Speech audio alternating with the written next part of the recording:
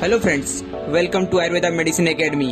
मैं आपको सप्तपर्णी प्लांट के मेडिसिनल यूज व आइडेंटिफिकेशन की बेनिफिशियल नॉलेज देने जा रहा हूं, तो जानने के लिए बने रहिए मेरे साथ। इसका बॉटनिकल नेम एलेस्टोनिया स्कॉलरिस है, जो एपोसाइनेसी फैमिली के अंतर्गत आता है।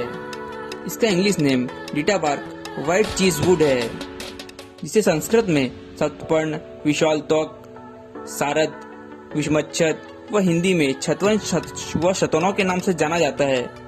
इसके फॉर्मेट की बात की जाए तो इसकी ऊंचाई 40 से 50 फुट व मोटाई 8 फुट तक होती है। इसकी मेच्योर बार्क ग्रोगिश होती है। इसका त्वक स्थूल भंगुर, एक्सटर्नल वाइटिस व इंटरनल येलोइस होता है। इसे काटने पर वाइटिस लेटेक्स सिक्रीट होता है। इसकी लीफ लगभग 7 की संख्या में 4 से 6 इंच लंबी तथा 1 से 1.5 इंच चौड़ी होती है। इसकी लीफ अपर साइड से ग्लॉसी तथा लोअर साइड से चिकनी होती है। इसके फ्लावर ग्रीनिश व्हाइट तथा चपटे युग्म होते हैं। इनके सीड्स स्मॉल व्हाइट, क्रीम या ग्रीन होते हैं, जिनके इंड्स पर कॉटन लगा होता है। इनके फल पकने पर फट जाते हैं व इनके बीज हवा में बिखर कर उड़ जाते हैं। इनमें शरद ऋतु में पुष्प तथा शीतकाल में फल लगते हैं। इसके ओरिजिन की बात की जाए तो यह हिमालय प्रदेश से 3000 फीट की ऊंचाई तक बंगाल तथा दक्षिण भारत के विशेष पश्चिमी घाट में पाया जाता है। इसके केमिकल कंपोजिशन की बात की जाए तो इसमें डिटेमिन, एकीटेमिन, एकीटेनिन, एकीकाउचिन, एकीसरीन आदि कंपाउंड पाए जाते हैं, जिसमें एकीटेमिन प्रमुख है। वह इसमें कुछ बेस भी पाए जाते हैं। इसका गुण लघु स्निग्ध, रस तिक्त कसाय, विपाक कटु व वीर्य उष्ण होता है। यह तिक्त कसाय होने से कफ पित्त सामक है। इसकी बार्क का यूज कर चूहों में की गई एक्सपेरिमेंटल स्टडी की बात की जाए, इसकी कुछ मात्रा चूहों को देकर अध्ययन में यह पाया गया कि उसके ग्लूकोज व ट्राइग्लिसराइड का लेवल चूहों में डाउन हो जाता है। अध्ययन में चूहों के शुगर लेवल डाउन होने पर यह इस बात की ओर इशारा करता है कि यह चूहों की इंसुलिन एक्टिविटी में सुधार लाता है, जिससे ब्लड ग्लूकोज सेल के अंदर चली जाती है व उसका प्रॉपर मेटाबॉलिज्म होता है व ब्लड में शुगर लेवल डाउन हो जाता है।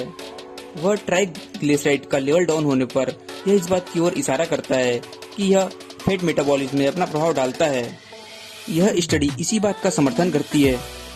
इसकी एंटीबैक्टीरियल प्रॉपर्टी की बात की जाए तो कुछ जलीय व इन विट्रो बैक्टीरिया व जीवाणुओं पर इसके इफेक्ट का अध्ययन किया गया, जिसमें कुछ ग्राम पॉजिटिव सप्टिलिन, स्ट्रेप्टोकोकस पाइरोजेन व कुछ ग्राम नेगेटिव बैक्टीरिया पर इसका अध्ययन किया गया, जिसमें यह ग्राम पॉजिटिव के खिलाफ बहुत इफेक्टिव पाया गया। अब हम इंटरनेशनल आयुर्वेदिक मेडिकल जर्नल में पब्लिश आर्टिकल की बात की जाए तो यह ट्रेडिशनल मेडिसिन के रूप में यूज किया जाता है। इसमें डिसीज के ट्रीटमेंट के लिए मेडिसिनल, एंटीबैक्टीरियल व रोगाणुरोधी कंपाउंड उपस्थित है। अगर हम इसके कंपाउंड का यूज कर बनी इंडियन मेडिसिन की बात की जाए तो आयुष 64, जिसे CCRAS ने डेवलप किया है वह इसकी marketing company Dabur India limited है। यह एक इफेक्टिव एंटी मलेरियल ड्रग है।